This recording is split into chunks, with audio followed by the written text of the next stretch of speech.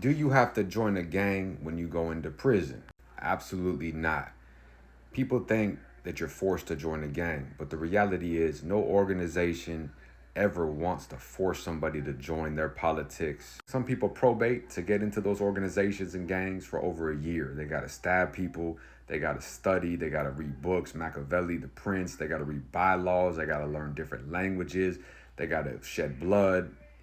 They got to do full background check. People have to vouch for them. They got to reach out to where they're from and make sure they have no bad record or no bad blood over there with anybody that they're cool with. So when you join an organization, it's not for protection. It's the opposite. You're committing to the lifestyle of the penitentiary forever. It's the people that are weak. They get extorted.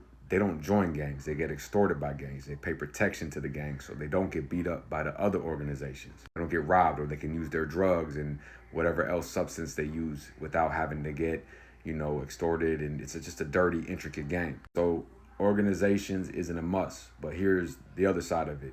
For me, I knew how to handle myself. I could do bad on my own. You hang out with 3 people, you get indicted on a RICO. I'm not going to follow people, but I'm also going to conduct myself like a man in prison with respect. And I understand that I'm not Superman.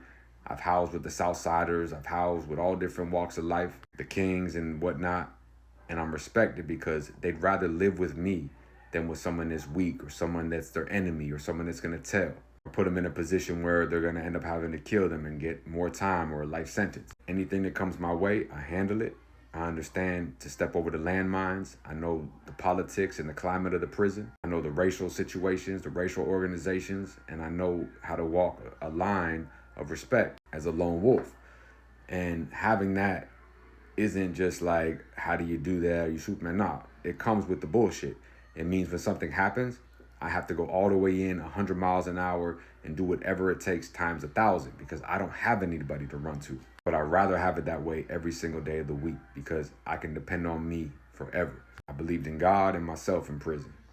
I studied, worked out, and anything that came my way, I made sure I shut it down immediately. I respected everybody. However, you don't join a gang unless you want to be part of the organization or you were in there from the streets or the neighborhood or whatnot. And you better be ready to commit for a lifestyle because when you get out, it doesn't end. You don't just get a cover-up tattoo and call it a day.